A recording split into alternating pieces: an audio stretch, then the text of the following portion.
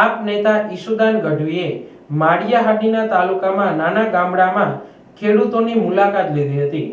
મગફળી ઓનલાઈન અરજી પ્રક્રિયા ચાલુ છે અને તેમાં નવા ગડોદર અને જૂના ગડોદરના મોટાભાગના ખેડૂતોએ ઓનલાઈન અરજી કરી છે। છતાં સરકાર દ્વારા જણાવવામાં આવ્યું છે કે ખેડૂતોએ ઓનલાઈન અરજી કરી છે પણ સેટેલાઇટ ઇમેજમાં મગફળી દેખાતી નથી। એટલે માળિયાહાટીના તાલુકાના ગડોદર ગામના ખેડૂતોની મગફળીનું રજીસ્ટ્રેશન રિજેક્ટ કરવામાં આવ્યું છે। એટલે ખેડૂતોએ રોષ ઠાલવ્યો હતો। આપ નેતા ઈશુદાન ગઢવીએ જણાવ્યું કે ગુજરાતમાં 6 લાખ ખેડૂતોએ રજીસ્ટ્રેશન કર્યું, એમાંથી 80,000 ખેડૂતોનું રજીસ્ટ્રેશન રિજેક્ટ કરવામાં આવ્યું છે। ઈશુદાન ગઢવીએ નવા ગડોદર અને જૂના ગડોદરના ખેડૂતોના ઊભા પાકમાં જઈને ચેક કર્યું અને ભાજપ સરકાર સામે નિશાન સાધ્યું હતું।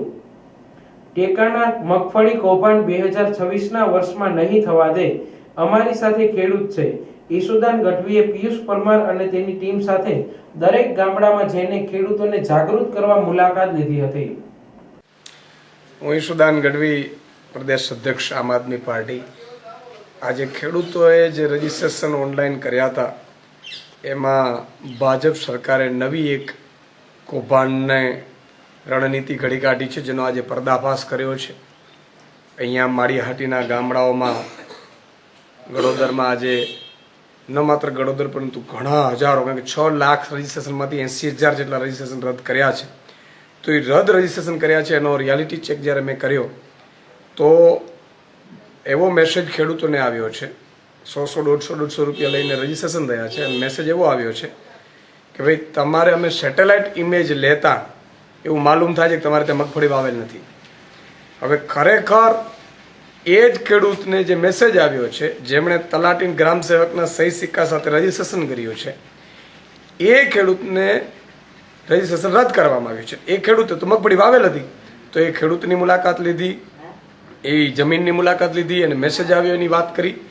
એનો સ્પષ્ટ અર્થ થાય છે કે ભાજપવાળાએ નક્કી કર્યું છે કે 800-900 હજારમાં મગફળી ખેડૂતોની ખરીદવી હોય તો એના કોઈ રજીસ્ટ્રેશન થવા નહીં દેવા, અને રજીસ્ટ્રેશન ન થાય એટલે ખેડૂતો ભાજપવાળા જે એજન્ટો છે એને 900,000માં વેચી દે અને પછી એ લોકો રજીસ્ટ્રેશન કરાવીને 1452 રૂપિયે મગફળી ટેકાના ભાવે વેચી મારે, અને હજારો કરોડ રૂપિયાનો આ કૌભાંડ છે। જેને લઈને આજે હું મુખ્યમંત્રીશ્રીને વિનંતી કરું છું કે તાત્કાલિક ધોરણે એજન્સી અધિકારી ભાજપના જેટલા નેતાઓ આ કૌભાંડમાં સંડોવાયેલા હોય એમની સામે તુરંત પગલાં લેવામાં આવે। આજે રજીસ્ટ્રેશન રદ કર્યા છે ખેડૂતોના, એની ફેર ચકાસણી કરીને એને ન્યાય આપવામાં આવે, અને મગફળી ખરીદીમાં આ વખતે જો કૌભાંડ થયું તો વિધાનસભાનો ઘેરાવ આગામી સમયમાં પણ જરૂર પડી તો અમે કરીશું। ખેડૂતોને લઈને જિલ્લે ખેડૂતોની મહાપંચાયત કરવાની પણ જરૂર પડી તો કરીશું, પરંતુ એટલું નિશ્ચિત છે કે હવે ખેડૂતો એકલા નથી। અમે બધા આમ આદમી પાર્ટીના એક સૈનિક અને ખેડૂત આગેવાનો ખેડૂતો સાથે છીએ। આ તો સાહેબ સૌરાષ્ટ્રની વાત છે, પણ ઉત્તર ગુજરાત, મધ્ય ગુજરાત, દક્ષિણ ગુજરાતમાં આ રીતે સમાચાર મેસેજ મળ્યા। બિલકુલ આ આખા ગુજરાતનો પ્રશ્ન છે, અને ન માત્ર આ પ્રશ્ન, ગયા વખતે પણ તુવેરદાર વખતે પણ ભાજપે આ કૌભાંડો કર્યા છે। ભાજપના નેતાઓ, મળતિયાઓ, અધિકારીઓ અને કમલમ સુધી કૌભાંડ ગયું છે એવા મેસેજ છે। એટલે ફરી તેણે મગફળીમાં ચાલુ કર્યું છે, અને એણે જે કૌભાંડ તુવેરમાં સક્સેસ ગયા એટલે આ શરૂ કર્યું છે, પણ આ વખતે અમે સક્સેસ નહીં જવા જઈએ। મુખ્યમંત્રીને મારી વિનંતી છે કે તમારી ખુરશી હાલી જતા વાર નહીં લાગે, એટલે કોઈના ભ્રમમાં આવતા નહીં। ખેડૂતોએ એવું કીધું છે મીડિયાવાળાને કે 27,000 હતા, એથી ઓછો ભાવ દે, આવું સિટિંગ ન કરો, 29,000 કર્યા છે। એ ખેડૂતોને આમ તો સ્વામિનાથન કમિશનના રિપોર્ટ પ્રમાણે ભાવ મળવા પાત્ર 2560 રૂપિયા થાય છે, એ તો આ કરશે નહીં। ટેકાના ભાવ 1452 રૂપિયા આ વખતે છે, એ ટેકાના ભાવે પણ માત્ર 4-6% જ ખરીદી કરે છે, અને 4-6% ખરીદી કરે છે, એમાં સાચા ખેડૂતોની 2% હોય, બાકી બધા ભાજપ પડાવો છે।